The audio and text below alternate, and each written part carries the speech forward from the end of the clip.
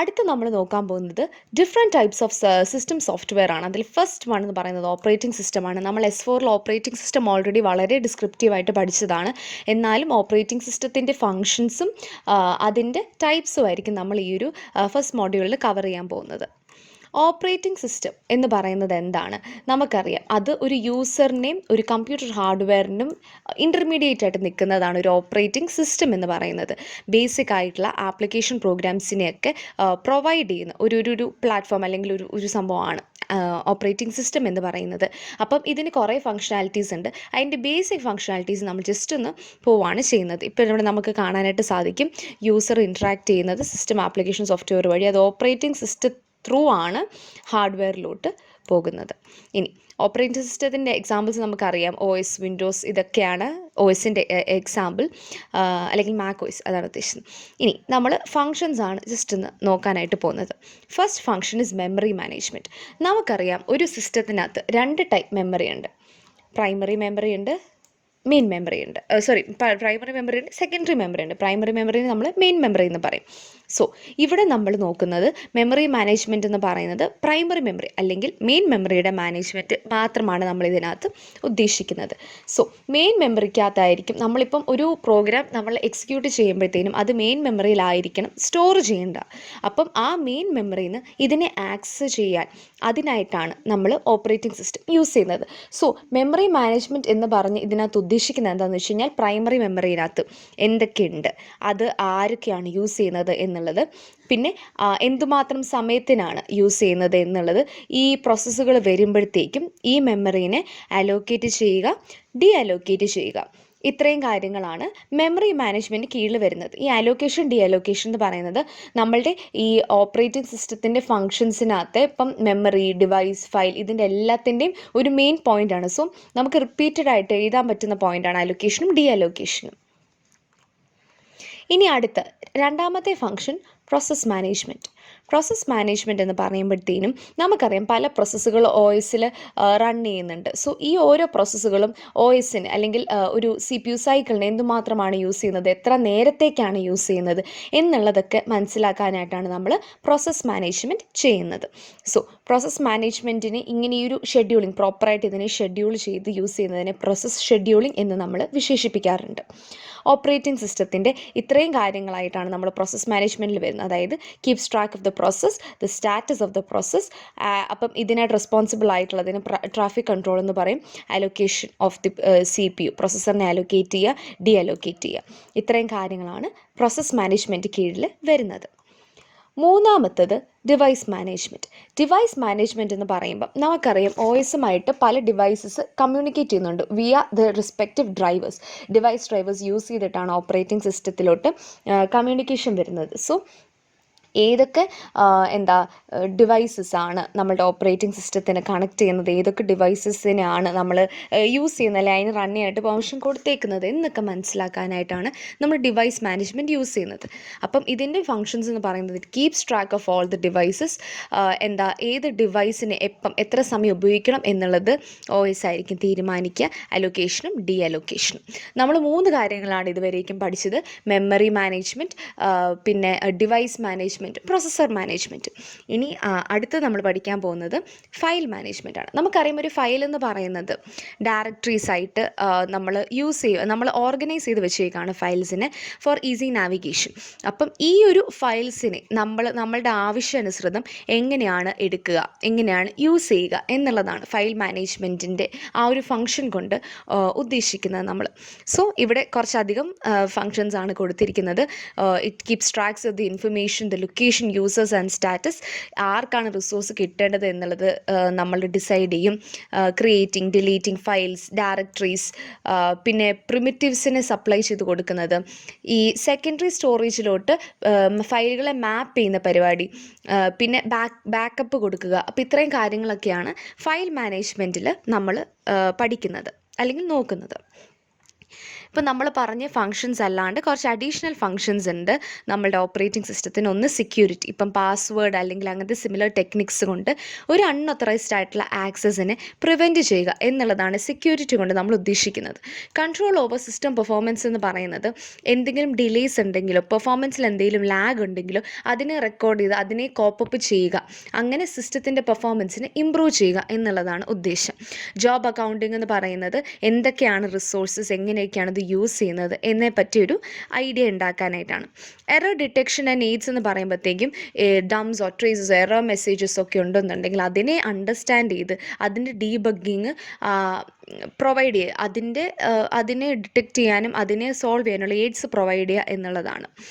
Coordination between other software and users, ബാക്കിയുള്ള compilers ആയിക്കോട്ടെ ഇൻ്റർപ്രറ്റേഴ്സ് ആയിക്കോട്ടെ അവർ തമ്മിലുള്ള ഒരു കോർഡിനേഷനും കാര്യങ്ങളൊക്കെ മാനേജ് ചെയ്യുന്നതിൽ ഓപ്പറേറ്റിംഗ് സിസ്റ്റത്തിനൊരു പങ്കുണ്ട്.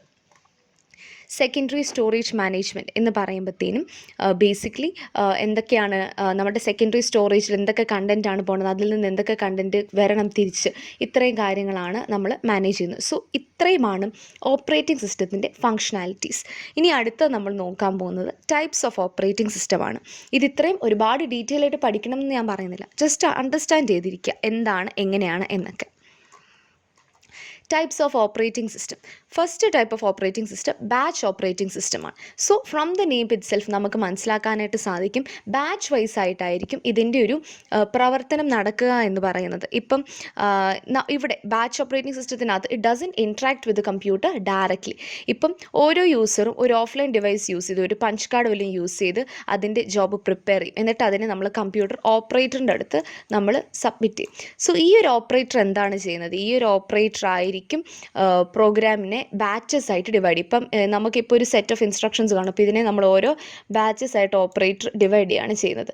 സോ സിമിലർ ഇൻട്രസ്റ്റ് ഉള്ള എല്ലാം ഒരു ബാച്ചിലോട്ട് വരും. അപ്പോൾ ആ ഒരു ബാച്ചിലായിരിക്കും ഓപ്പറേഷൻ പെർഫോം ചെയ്യുന്നത്. അപ്പം ഇത് ഡയറക്റ്റ് ആയിട്ട് യൂസറുമായിട്ടൊരു ഇൻട്രാക്ഷൻ വരുന്നില്ല. അപ്പം അതാണ് ബേസിക്കലി ബാച്ച് ഓപ്പറേറ്റിംഗ് സിസ്റ്റത്തിലൂടെ നമ്മൾ ഉദ്ദേശിക്കുന്നത്. സോ ഇവിടെ ഉള്ള പ്രോബ്ലം എന്താണെന്ന് വെച്ച് കഴിഞ്ഞാൽ ഒരു ഡയറക്റ്റ് ഇൻട്രാക്ഷൻ വരുന്നില്ല എന്നുള്ളതൊരു ഇഷ്യൂ ആണ്. അതിൻ്റെ കൂട്ടത്തിൽ CPU ഓഫൻ ഐഡിലായിട്ടാണ് ഇരിക്കുന്നത് because of the speed and ഒരു ഡിസൈഡ് പ്രയോറിറ്റി പ്രൊവൈഡ് ചെയ്യാനായിട്ട് ഡിഫിക്കൽട്ടായിരിക്കും. സെക്കൻഡ് ടൈപ്പ് ഓഫ് ഓപ്പറേറ്റിംഗ് സിസ്റ്റമാണ് time sharing operating system. Time sharing എന്ന് പറയുന്നത് ബേസിക്കലി പല ടെർമിനൽസിലിരിക്കുന്ന ആൾക്ക് അല്ലെങ്കിൽ പല ടൈം സോൺസിലിരിക്കുന്ന ആൾക്ക് പല ടെർമിനൽസിലിരിക്കുന്ന ആൾക്ക് ഒരൊറ്റ ടൈമിൽ പർട്ടിക്കുലർ കമ്പ്യൂട്ടർ സിസ്റ്റത്തിനെ യൂസ് ചെയ്യുക എന്നുള്ളൊരു ഉദ്ദേശമാണ് ടൈം ഷെയറിംഗ് കൊണ്ട് ഉദ്ദേശിക്കുന്നത്. സോ ബേസിക്കലി പ്രോസസ്സറിൻ്റെ ടൈം പല യൂസേഴ്സിൽ അമങ്ങ് ഷെയർ ചെയ്യും. അതാണ് നമ്മൾ ടൈം ഷെയറിംഗ് കൊണ്ട് ഉദ്ദേശിക്കുന്നത്. സോ ഇതിനകത്ത് വരുന്ന എങ്ങനെയാണെന്ന് വെച്ച് കഴിഞ്ഞാൽ നമ്മളുടെ ടൈം ഷെയറിംഗ് ഉള്ളതുകൊണ്ട് തന്നെ നമുക്ക് റാപ്പിഡ് റെസ്പോൺസസ് കിട്ടാനായിട്ട് എളുപ്പമാണ്. അതുകൊണ്ട് തന്നെ നമ്മൾ നേരത്തെ പറഞ്ഞൊരു ഡിസഡ്വാൻറ്റേജ് ഉണ്ട്, ഈ ഒരു CPU-ൻ്റെ ഐഡിൽ ടൈം. സോ CPU-ൻ്റെ ഐഡിൽ ടൈം നമുക്ക് കുറയ്ക്കാനായിട്ട് സാധിക്കും. എന്തുകൊണ്ട്? നമ്മൾക്ക് റാപ്പിഡ് റെസ്പോൺസ് കിട്ടുന്നുണ്ട്. ഈ ഒരു ടൈം ഷെയർ ചെയ്യുന്നതുകൊണ്ട് തന്നെ ഒരു സ്ലോട്ടിൽ ഇപ്പം എന്താണ് പറയുന്നത്, ഇപ്പോൾ പല പ്രോസസ്സുകൾ നടക്കുന്നുണ്ടെന്നുണ്ടെങ്കിൽ ഇവിടെ ഇപ്പോൾ ഇത്രയും സ്ലോട്ട് ഇപ്പോൾ എംറ്റി ആയിട്ട് കിടക്കുകയാണെന്നുണ്ടെങ്കിൽ എനിക്ക് വേറെ പ്രോസസ്സ് ഇതിനകത്ത് അസൈൻ ചെയ്ത് കൊടുക്കാനായിട്ട് സാധിക്കും. So at the same time പല പ്രോസസ്സുകളെ നമുക്ക് ഒരു ടൈം സ്ലോട്ടിൽ തന്നെ റൺ ചെയ്യാനായിട്ട് സാധിക്കും. അതാണ് ടൈം ഷെയറിംഗ് ഓപ്പറേറ്റിംഗ് സിസ്റ്റത്തിൻ്റെ ഒരു അഡ്വാൻറ്റേജ് എന്ന് പറയുന്നത്. Duplication of the software avoid ചെയ്യും, ഐഡിൽ ടൈം റെഡ്യൂസ് ചെയ്യും, അതൊക്കെ ഓൾറെഡി പറഞ്ഞാണ്. പക്ഷേ ഇതിൻ്റെ ഡിസഡ്വാൻറ്റേജ് എന്ന് പറയുന്നത് റിലയബിലിറ്റി ഒരു ഇഷ്യൂ ആണ്, സെക്യൂരിറ്റി ഇൻറ്റഗ്രിറ്റി ഒരു ഇഷ്യൂ ആണ്, ഡേറ്റ കമ്മ്യൂണിക്കേഷൻ്റെ പ്രോബ്ലം അറൈസ് ചെയ്യും. തേർഡ് നമ്മൾ പറയുന്നത് distributed operating system. Distributed system എന്ന് പറയുന്നത് നമുക്ക് റിയൽ ടൈം ആപ്ലിക്കേഷനും മൾട്ടിപ്പിൾ യൂസേഴ്സിനും വേണ്ടിയിട്ട് നമുക്ക് ഡിവൈഡ് ചെയ്യാൻ പറ്റുന്നൊരു സംഭവമാണ്. ഡിസ്ട്രിബ്യൂട്ടഡ് എന്ന് പറയുമ്പോഴത്തേക്കും ഒരു ടാസ്കിനെ പലതായിട്ട് ഡിസ്ട്രിബ്യൂട്ട് ചെയ്ത് ഓരോന്നിനെയും ഇൻഡിപെൻഡൻ്റ് ആയിട്ട് സെറ്റ് ചെയ്യുക എന്നുള്ളൊരു പരിപാടിയാണ് ഡിസ്ട്രിബ്യൂഷൻ കൊണ്ട് ഉദ്ദേശിക്കുന്നത്. ആൻഡ് ഇപ്പോൾ ഒരു ടാസ്കിനെ ഞാൻ പലതായിട്ട് ഇങ്ങനെ ഡിവൈഡ് ചെയ്തു. ഓക്കെ, ഈ പല ഡിവൈഡഡ് ടാസ്കുകളുടെ ഓരോന്ന് ഇൻഡിവിജ്വൽ ടാസ്ക്കാണ്. അപ്പോൾ അതിൻ്റെ കംപ്ലീഷൻ കഴിഞ്ഞിട്ട് ഇവരെ എന്താ കണക്ട് ചെയ്ത് ഇവരിൽ നിന്നും ഔട്ട്പുട്ട് എടുക്കുന്ന ഒരു പരിപാടി. അതാണ് ഡിസ്ട്രിബ്യൂട്ടഡ് സിസ്റ്റം കൊണ്ട് നമ്മൾ ഉദ്ദേശിക്കുന്നത്. സോ ഇവിടെ processors communicate with one another through various communication lines. അപ്പോൾ ഇതിനെ ലൂസ്ലി കപ്പിൾ സിസ്റ്റംസ് എന്ന് നമ്മൾ വിശേഷിപ്പിക്കാറുണ്ട്. സോ ഇതിൻ്റെ ഒരു അഡ്വാൻറ്റേജ് എന്താണെന്ന് വെച്ച് കഴിഞ്ഞാൽ ഒരു യൂസറിന് ഒരു സൈറ്റിൽ നിന്നിട്ട് അതിൻ്റെ പർട്ടിക്കുലർ ടാസ്ക് മാത്രമാണ് അത് ചെയ്യുന്നത്. അപ്പോൾ അതിൻ്റെ റിസോഴ്സസ് അവൈലബിൾ ആയിരിക്കും. കാരണം ആ ഒരു ടാസ്ക് ആ ഒരു പർട്ടിക്കുലർ സിസ്റ്റം മാത്രമല്ലേ ചെയ്യുന്നുള്ളൂ. അപ്പോൾ അതുകൊണ്ട് തന്നെ നമുക്ക് സ്പീഡാണ്, ഇൻക്രീസ്ഡ് സ്പീഡായിരിക്കും വരുന്നത്. ഇപ്പോൾ ഒരാൾ ഫെയിൽ ആയി കഴിഞ്ഞാൽ നമുക്ക് എൻറ്റയർ എന്താണ് പറയുക, നമുക്ക് എൻറ്റയർ സിസ്റ്റം ഡിസ്ട്രിബ്യൂട്ടഡ് സംഭവം like it will not just crash, അത് കംപ്ലീറ്റ്ലി നമുക്ക് റൺ ചെയ്യാനായിട്ട് സാധിക്കും. ഇനി ബെറ്റർ സർവീസസ് പ്രൊവൈഡ് ചെയ്യും. It reduces a load on the host computer and it reduces a delay. അടുത്ത ടൈപ്പ് എന്ന് പറയുന്നത് network operating system. Network operating system എന്ന് പറയുന്നത് again from the name itself നമുക്ക് മനസ്സിലാക്കാൻ സാധിക്കും, it runs on a server. ഈ ഒരു സെർവറാണ് ബാക്കിയുള്ള എന്താ പറയുക ഫങ്ഷനാലിറ്റീസൊക്കെ മാനേജ് ചെയ്യാനുള്ള കേപ്പബിലിറ്റി കൊടുക്കുന്നത്. സോ ഈ ഒരു നെറ്റ്വർക്ക് ഓപ്പറേറ്റിംഗ് സിസ്റ്റത്തിൻ്റെ ഫസ്റ്റ് എന്നാൽ പറഞ്ഞ ഫങ്ഷൻ എന്ന് പറയുന്നത് sharing the files and other resources in A multiple computer within multiple computers. അപ്പം ഇപ്പോൾ ഒരു ലാൻ ചെയ്യുന്നൊരു പരിപാടി അതിലൂടെയൊക്കെ നമുക്ക് ഈ ഒരു ഓപ്പറേറ്റിംഗ് സിസ്റ്റത്തിൻ്റെ റൺ ചെയ്യാനായിട്ട് സാധിക്കും. സോ ഇതിൻ്റെ അഡ്വാൻറ്റേജസ് എന്ന് പറയുന്നത് സെൻട്രലൈസ്ഡ് ആണ്. So which means it's highly stable. നമുക്ക് ഇതിൻ്റെയും പല ഫങ്ഷനാലിറ്റീസും നമുക്ക് ഒറ്റ രീതിക്ക് മാനേജ് ചെയ്തിട്ട് അതെങ്ങനെയാണ് അതിൻ്റെ വർക്കിംഗ് എന്നുള്ളത് അനലൈസ് ചെയ്യാനായിട്ട് നമുക്ക് സാധിക്കും. സെക്യൂരിറ്റി നമുക്ക് എൻഷ്യോർഡ് ആണ്. നമുക്ക് ന്യൂ ടെക്നോളജി ആൻഡ് ഹാർഡ്വെയറിലോട്ട് അപ്ഗ്രേഡേഷൻ കുറച്ചുകൂടി ഈസി ആയിരിക്കും. ഇതിൻ്റെ ഇൻറ്റഗ്രേഷൻ കുറച്ചുകൂടെ ഈസി ആയിരിക്കും. ആൻഡ് നമ്മൾ സെർവേഴ്സ് യൂസ് ചെയ്യുന്നതുകൊണ്ട് തന്നെ ഒരു ലോക്കൽ സിസ്റ്റത്തിൽ മാത്രമല്ല റിമോട്ട് സിസ്റ്റം, അതായത് ഇപ്പോൾ വേറെ സെർവേഴ്സിലോട്ട് നമുക്ക് ആക്സസ് ചെയ്യാനായിട്ട് സാധിക്കും. ഡിഫറെൻറ്റ് ലൊക്കേഷനിലുള്ള ഡിഫറെൻറ്റ് ടൈപ്സ് ഓഫ് സിസ്റ്റത്തിനെ നമുക്ക് ആക്സസ് ചെയ്യാനായിട്ട് സാധിക്കും. പക്ഷേ ഇതിൻ്റെ ഡിസഡ്വാൻറ്റേജും ഹൈ കോസ്റ്റാണ്. പിന്നെ ആസ് ഇറ്റ് ഇസ് സെൻട്രലൈസ്ഡ്, ഇപ്പം എന്തെങ്കിലും ഒരു എറർ വന്നു കഴിഞ്ഞ് കഴിഞ്ഞാൽ, അല്ലെങ്കിൽ സെൻട്രൽ സിസ്റ്റത്തിന് എന്തെങ്കിലും ഇഷ്യൂ വന്നു കഴിഞ്ഞ് കഴിഞ്ഞാൽ അത് കംപ്ലീറ്റ്ലി അങ്ങ് ഡൗൺ ആയിപ്പോവും. പിന്നെ റെഗുലർ മെയിൻ്റനൻസ് ഒരു ഇഷ്യൂ ആണ്. റിയൽ ടൈം ഓപ്പറേറ്റിംഗ് സിസ്റ്റമാണ് fifth type of operating system. So നമ്മളിപ്പോൾ 5 ടൈപ്പാണ് ഇതുവരെയായിട്ട് ഡിസ്കസ് ചെയ്ത്. 5ാമത്തെ ടൈപ്പാണ് റിയൽ ടൈം. റിയൽ ടൈം അതിൽ നിന്ന് നമുക്ക് മനസ്സിലാക്കാം ഒരു ടൈം ഇൻ്റർവെലിനെ ബേസ് ചെയ്താണ് ഈ ഒരു ഓപ്പറേറ്റിംഗ് സിസ്റ്റം വർക്ക് ചെയ്യുന്നത്. അതായത് ഇതിൻ്റെ കിട്ടുന്ന ഇൻപുട്ടും ഇത് പ്രൊവൈഡ് ചെയ്യുന്ന ഔട്ട്പുട്ടും ഇതിന് തമ്മിലുള്ള ഡിഫറൻസ്, ഇത് തമ്മിലുള്ള റെസ്പോൺസ് ടൈം ഭയങ്കര സ്മോൾ ആയിരിക്കും. ഇത് തമ്മിലുള്ള ഡിഫറൻസ്, അതായത് റാപ്പിഡ് റെസ്പോൺസസ് നമുക്ക് റിയൽ ടൈം ഓപ്പറേറ്റിംഗ് സിസ്റ്റത്തിൽ റിസീവ് ചെയ്യാനായിട്ട് സാധിക്കും. ഇനി റിയൽ ടൈമിനകത്ത് വരുന്നത് എങ്ങനെയാണെന്ന് വെച്ച് കഴിഞ്ഞാൽ റിജിഡ് ടൈം റിക്വയർമെൻറ്റ്സ് ആണ്. അതായത് വളരെ സ്ട്രിക്റ്റ് ആയിട്ടുള്ള ടൈം റിക്വയർമെൻറ്റ്സ് ആയിരിക്കും ഇതിനകത്ത് വരുന്നത്. ടൈം കൺസ്ട്രെയിൻസ് ഭയങ്കര ഫിക്സ്ഡ് ആയിരിക്കും and it will be very well define. അല്ലാന്നുണ്ടെങ്കിൽ ഈ ഒരു സിസ്റ്റം നിന്നു പോകത്തില്ല. ഇതിനെ 2 ടൈപ്പായിട്ട് നമുക്ക് ക്ലാസിഫൈ ചെയ്യാം: hard real time and soft real time. Hard real time എന്ന് പറയുന്നത് ബേസിക്കലി ക്രിട്ടിക്കൽ ടാസ്കിനെ കംപ്ലീറ്റ് ചെയ്യാനായിട്ടാണ്. സോ ഇതിനകത്തെന്ന് പറയുമ്പോഴത്തേനും ഇതിൻ്റെ ടൈം കൺസ്ട്രെയിൻറ്റ് കുറച്ചുകൂടെ റിസ്ട്രിക്റ്റഡ് ആയിരിക്കും, കുറച്ചുകൂടി ലിമിറ്റഡ് ആയിരിക്കും. At the same time secondary storage എന്ന് പറയുന്നത് ഇതിനകത്ത് ലിമിറ്റഡ് ആയിരിക്കും, അല്ലെങ്കിൽ മിസ്സിംഗ് ആയിരിക്കും. സോഫ്റ്റ് റിയൽ ടൈം എന്ന് പറയുന്നത് ഹാർഡ് റിയൽ ടൈമിന് കമ്പയർ ചെയ്ത് ലെസ് റിസ്ട്രിക്റ്റീവ് ആയിരിക്കും.